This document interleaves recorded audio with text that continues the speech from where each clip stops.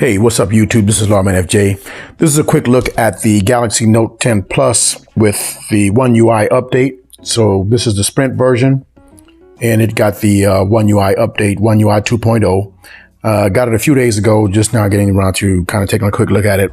But of course, it's similar to the Galaxy S10 Plus update. So you get pretty much the same features. You got the full screen gestures, and you can go into settings and activate that but it will likely get there with the update. Now, let me go to the About phone so you can see the build number. And as you can see, it's 2.0, One UI 2.0, Android 10 version. And that's the official one right there. You can move that around. Easter egg there. Okay, so back at the home screen, as you can see, you got the full screen gestures.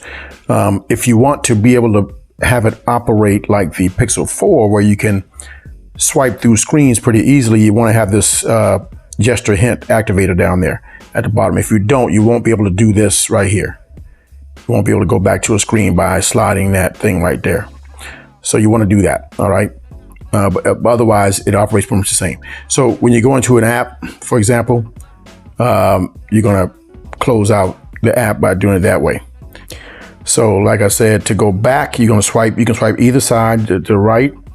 You can swipe from the right or the left to get back to the screen you want to go to before you go to the home screen. But to get to the all recent apps, you just slide up like you do on the Pixel, sort of like the iPhone as well. You can get all your apps there, okay?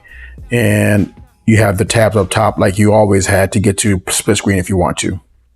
You go home, you just slide up, no problem.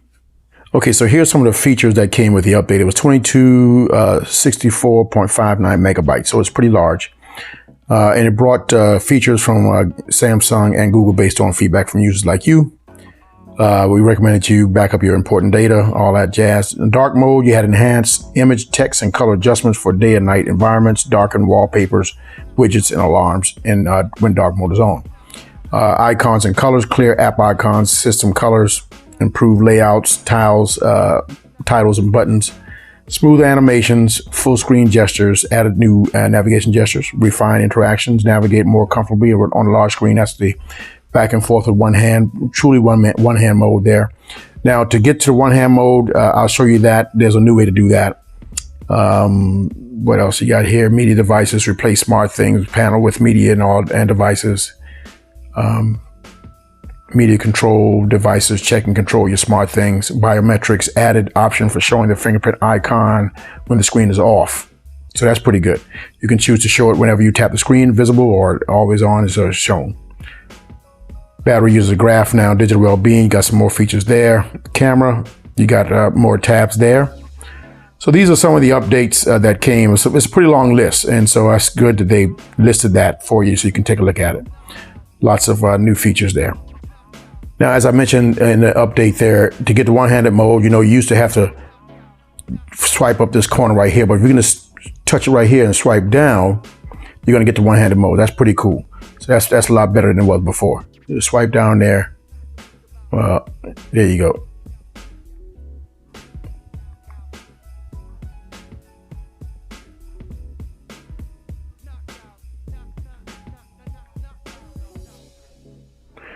Got to do that just right. So if you get it right above the hint there, you'll be able to do it. But if you swipe up a little higher, it's going to be difficult to do that. You're going to pull on that screen there, but just right before the hint and swipe down, you're going to get it. So not bad. So it works pretty good. Okay, so this is the toggles. That's pretty much the same. Nothing's changed there. They still look the same. You still have the same buttons there. No problem. Nothing really changed there.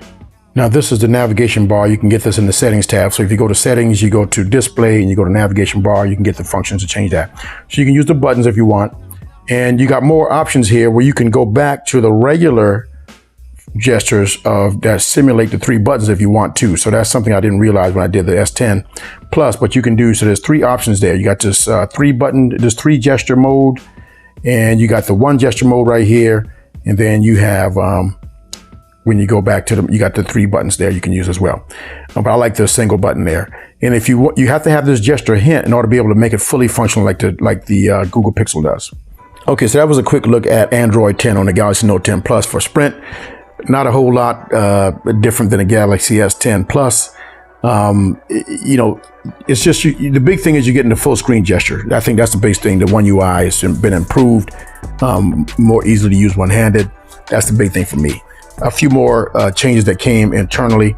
You're gonna have to go through your system to get that. But as far as aesthetically, not much has changed all around. But the on-screen gestures is what the big change is. All right.